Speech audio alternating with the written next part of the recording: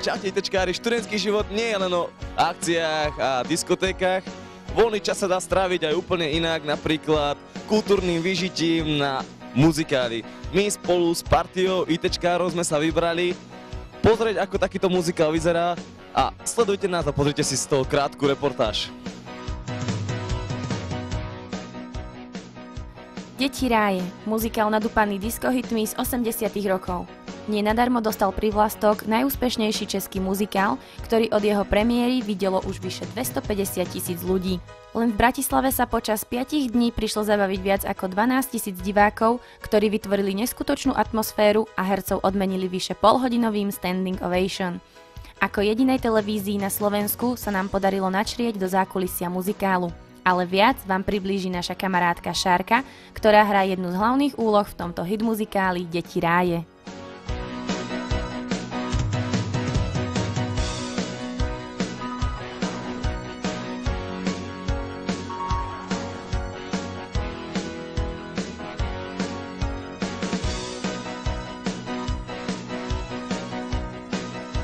My vám sem na chviličku vlezeme, nebude vám to vadit. Dělejte jakoby nic.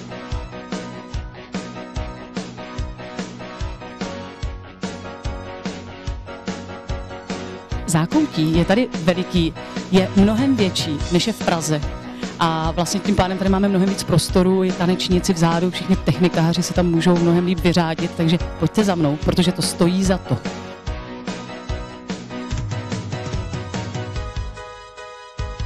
Čaj, káva, co je potřeba, protože je tu trošičku zima, ale potom, když začne představení, tak je to vždycky fantastický, protože se zahřejeme úplně všichni. Ale pojďte za mnou, protože tamhle vzadu už se připravují úplně všichni, že to vypukne. Teraz nás Šárka zavedie do tej časti zákulisia, kde sa nám naskytne pohľad spoza opony, ako sa herci pozerajú na nás.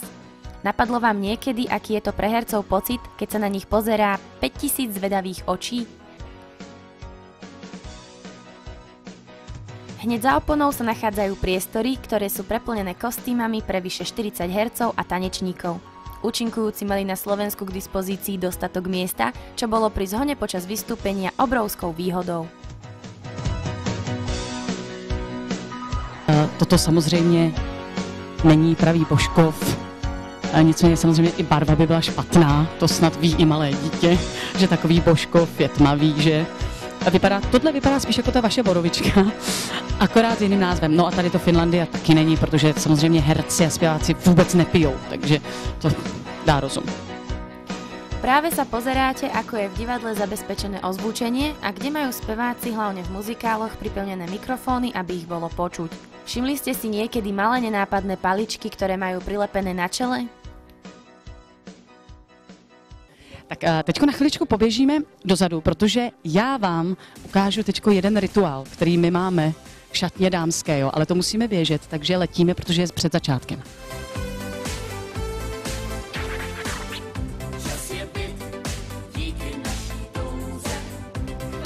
Tady máme malého čusbusíka. Pojď sem, Broučku. Jak se tě hraje na Slovensku? Řekneš nám něco tady pro ITčko?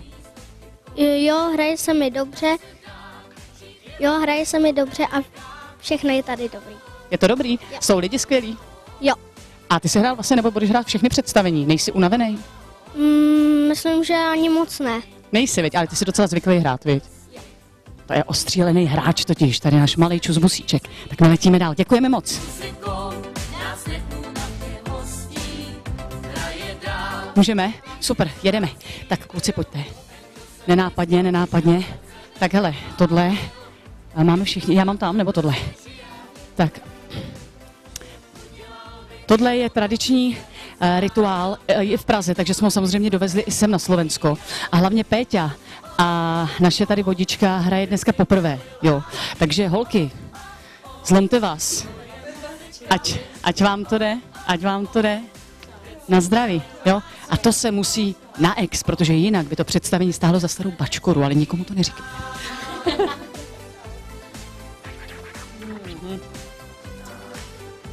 Práve vďaka tomuto rituálu je každé vystúpenie také vydarené. Príbeh o partii maturantov na konci 80. rokov sa páčil aj nám. Tieto decká trávia svoj voľný čas na diskotékach, ktorým kráľujú veľkí frajeri, DJ Tom a Stanley. Len romantik Michal, ktorý píše básničky a skladá pesničky, sa kolektívu vymyká a je terčom ich posmechu. Michalovú lásku ku spolužiačke Eve pokazia intrigy jej kamarátky Kainy.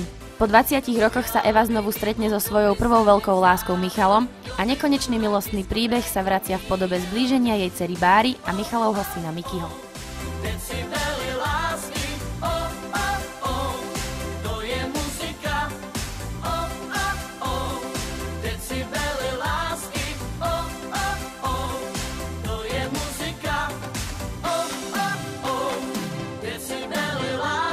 V hlavných úlohách sme sa pozerali na herecké, spevácké a tanečné výkony týchto zvučných mien. Lukáš Vaculík, Martin Zounár, Sagvan Tofi, Petra Doležalová, Tomáš Lébl, Peter Poláček a samozrejme Šárka Marková.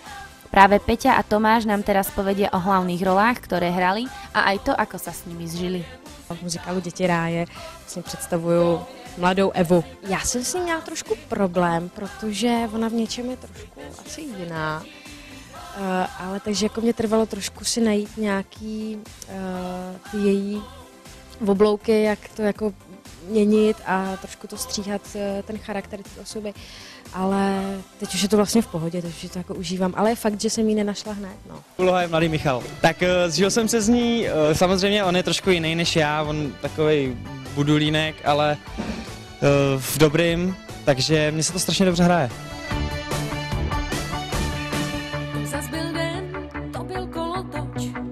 Se to sejde, nikdo neví proč. To zas byl den, teď už je mi hej. Zrovna mě léčí správnej disc jockey. Hraj mi, najdi pro mě hit. Já si... Nájsť dobrého herca s talentom pre spev a tanec nie je vôbec jednoduché.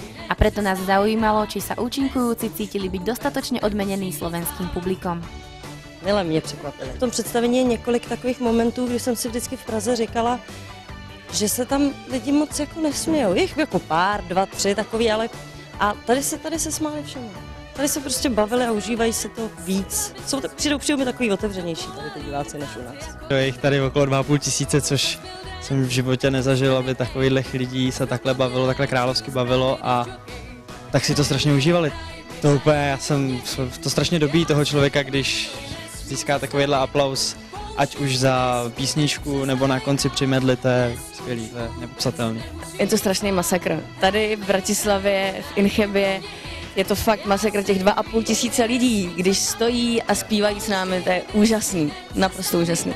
Je to 4krát větší a můžu snad i říct, že malinko lepší. Já jsem trošku jako v šoku, protože já jsem tady dneska jako poprvé hrála a tak to tak jako nějak vstřebávám a skvělý. Na záver som si odchytil, ako sa vraví, to najlepšie nakoniec, Šárku. Ahoj Šárka.